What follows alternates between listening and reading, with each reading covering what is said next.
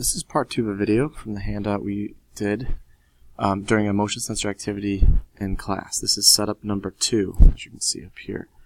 So again, we're given this VT graph which describes the motion. We're going to fill in all the different representations for that same motion. So let's first take a look at this. We can figure out what the motion is, and then we're going to make the graph and fill in the diagram. And it's going to start with this y-intercept. That tells me that it's going to have a negative. Since this is 0, this is going to have a negative initial velocity. And it's going to end with a negative initial velocity, right? But it's going to be closer to 0 than where it started. So this means that I'm going to be slowing down, but in the backwards direction. So it's slowing down because the velocity values are getting closer to 0 as time goes on. And since they're negative at all times, it's going backwards. A lot of people tend to look at the slope as being positive. That's the acceleration, but that really doesn't tell us in a very good way if it's slowing down or speeding up or anything like that. We really want to look to say, what is the beginning velocity in relation to the ending? Is it closer to 0 or further from 0? So now I need to think like, okay, well, how does this fill in these other things, right? So we know that slowing down means I'm going to give it a push at the bottom and allow it to slow down as it goes up. And I need it to be backwards. So let's see. It's going to be heading up the incline, and this is going to be a negative direction. It's going to be V0, and it's still going to be going a little bit negative. At the top, hasn't quite stopped. Make a little arrow there. And that means we want to leave the motion sensor up here, because remember, it thinks that the way it's facing is positive. So we're going to make then these arrows going toward it, then negative, by placing the motion sensor up here. So that means that it's going to start off far away, right? It's going to start off way over here, far away from the motion sensor, and then it's going to end up over here. So it's going to go up the incline. So delta x should be a negative value as well. But it's going to start off at some positive distance away and then get to a closer distance. So it's going to start some positive distance away from 0, where the motion sensor is, and it's going to approach a closer value.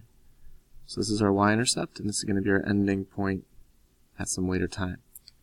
It's going to already be moving negatively, which means the slope at the beginning is going to be a negative slope. And then it's going to still have a negative slope, just not as much. So maybe I'm going to start and exaggerate this a little bit and make it pretty steep, because I know I'm going to flatten out a little bit, but I can't truly flatten out. So it's curved, but it doesn't quite flatten out because it doesn't quite reach a 0 speed. It doesn't quite go all the way to 0. So here's the motion that we're going to then set up and try and do. It's going to be a push from the beginning, and it's going to go from here to here. So let me do that over again. Notice we're going to measure from the front of the car when it's right here to when the front of the car is right here. It's actually going to get a little bit closer than that, but I'm stopping it right here because I want to get just before it reaches the top. So notice I'm going to push, and it's going to still be moving when it crosses right below that arrow. When we make the graphs of this with the motion sensor, we can see that we have this same shape where it starts off steeper and gets less steep, but not quite flattened out, because this is going to start off negative and still be negative at the end, but not quite reaching 0, although we're getting closer to it, which means speeding up. So let's see what we can get. Let's look at the position time graph. Now the beginning position is up here. And the beginning position happens to be like 67 centimeters away, but I want delta x, and so it's not so much the y-intercept that I care about on a position graph. I don't care where I start as much as I care about what's the overall change from beginning to end, meaning like what's this range in the y-axis. So my change in position is going to be from that 67 centimeter mark to about the 40 centimeter mark. You can see that it actually gives me this delta x right there, 0.27. It also gives me the domain here, which is the time from this entire shaded in region, and that's going to be 0.86.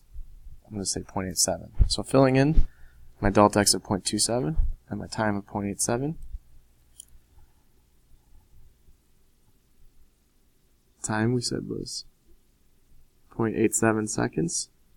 my delta x was equal then negative 0.27. I have to add that negative in because it's going the negative direction. See, this is actually going along the negative direction of this axis, right?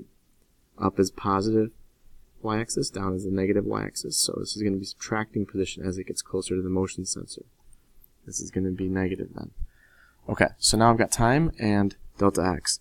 Again, I could try and look at these and do a curve fit, but I'm not going to, it's going to be a lot easier to get acceleration and velocities off of the velocity time graph. Since I have it, it's kind of nice to just use this one. Again, I can kind of hold my cursor over this to get the initial y-axis value, which would be about 0.43. I can also do a curve fit. The curve fit's going to tell me it's about 0.43 as well. Maybe it says 0.44. Let me make this a little bit nicer and do 2 decimal places. Certainty is not shown on this one. And so about 0.44, and the slope is 0.3. The slope is the acceleration. The y-intercept is going to be my v-naught. So those are 2 things I can get. So let me fill that in. My v-naught then is going to be negative. That would be expected, right? And it was 0.44 meters per second is the speed. My acceleration is going to point downhill. Well, it makes sense that things accelerate downhill. And because this is going forward, we expect that to be positive, and it is. Right? It was positive 0.3 meters per second added each second.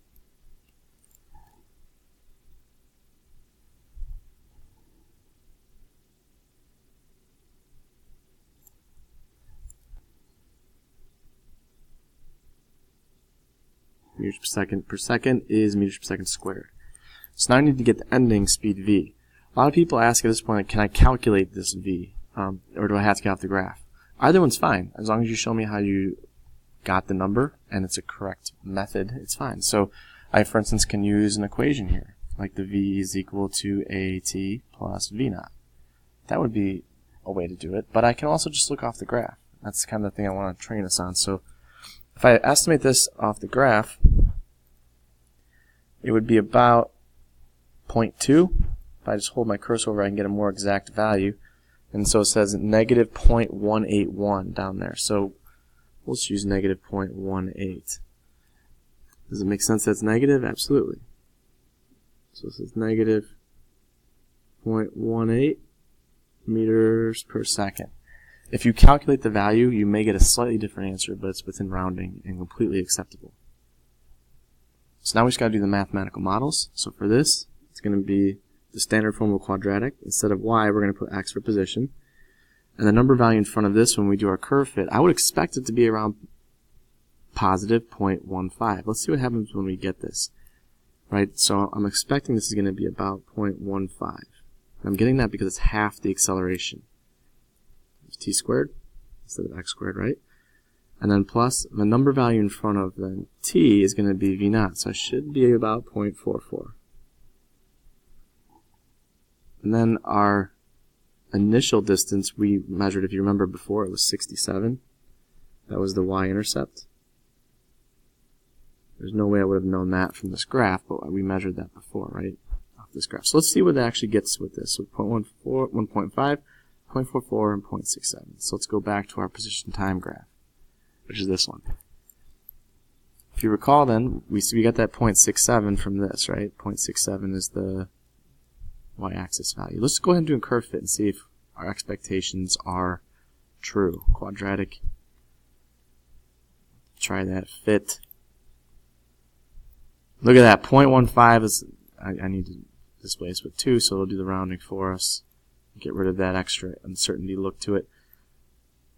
Oh my gosh, look at that. 0.15, negative 0.44, and 0.67. Perfectly matches what we expected. 0.15, negative 0.44, and 0.67, right? Negative. Talked about being negative. I didn't label it, though, correctly. So, perfectly fits with all this stuff. Let's look at the velocity time graph now. This is going to be the slope-intercept form. So instead of y, we have v. Slope, instead of x, we have t. And then plus our y-intercept. So this one, I would expect this, we already have, to be 0.3. We have to add units, meters per second squared. And this one should be then negative 0.44. And that's just meters per second because that's the starting speed.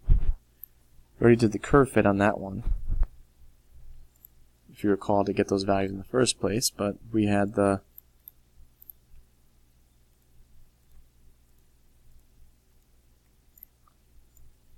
.3 and 0.44 from this regression, from the curve fit. And that's how we were able to get those values and write them in the form of a mathematical model. I hope this is starting to make sense.